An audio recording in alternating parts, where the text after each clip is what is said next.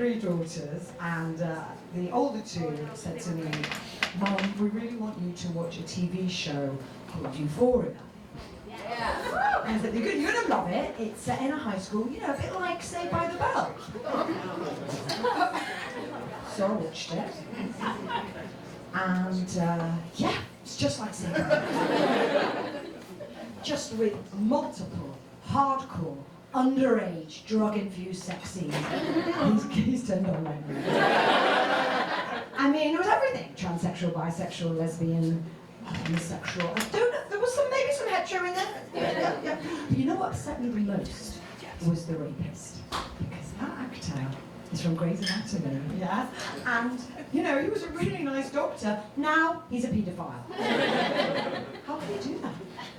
So I actually feel that comparing Saved by the Bell to Euphoria is a little bit like Sesame Street to YouPorn. Yeah, he knows. Things are very different now. You know, when I was growing up, I was really very naive back in 19 blah blah blah. I remember when I was 11, real story coming. I was at a friend's house, and the friend's brother said to me, "Deborah, I want you to take this sealed envelope, it's got a book in, and just take it out of my house, keep it in your house, meet me in the playground tomorrow and give it to me. It's contraband." I didn't know what that word meant, and I just took it. And I got home, and my brother said, "Give us it." So I gave it to him, and he opened it. And I have never seen my brother read a book so slowly. He spent 10 minutes on page 1. And he said, "Deborah, burn it." So I grabbed the matches, went to my room, and it took a while because it was a very thick book, and I caught a glimpse. I have never seen so much pubic hair in my life. And then my mum walks in saying, "Give me the laundry," and I shoved the burning porno under my sweater. And she's like, "Deborah, what are you doing?" I was like, "Nothing." "Why is there fire coming out of your sweater?" So I show her the book. Her face drops. She's like, "Wait till your father gets home."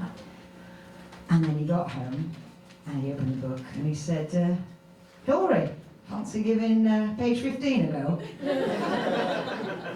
I was mortified. So I grew up in the north of England, in a rough town called Leeds. I suppose the equivalent would be, "Oh, you know Leeds? Fuck, what?" Wow, okay, it's shit. And I went to a rough school. First day of high school, I'm walking with my friend Rebecca, 2 little Jewish naive girls with frizzy hair, minding our own business. And this very big girl jumped on us. And she looked at me and she said, "Your name is now Debra Tammer, so we're going to flush your head down toilet just like one." And I said, "You can't do that." And she was like, "Why the fuck not?" Because tampons actually need to be disposed of. I looked at Rebecca, I said, "This might be a good time to run." I was really very naive when I got to this shitty public high school, and I remember sitting in French class, and this girl next to me said, "How many abortions have you had?" "None." I said, "How many have you had?" She goes, 3.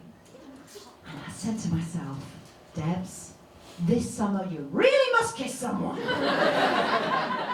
Anyway, I'll finish with a little story about my daughters. I thought I'd be a good parent and take them to see a musical called Six. I don't know if you've heard about it.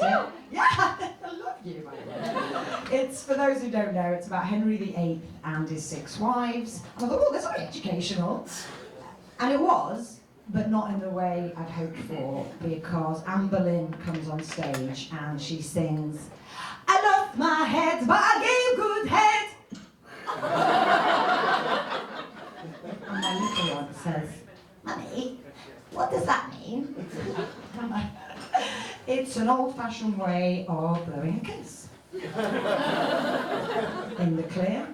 Next day, in the playground, in full view of everyone, she gave, "Bye, Mummy, I love you!" And then we were thrown out of the Orthodox Jewish school. Thank you for listening. I've been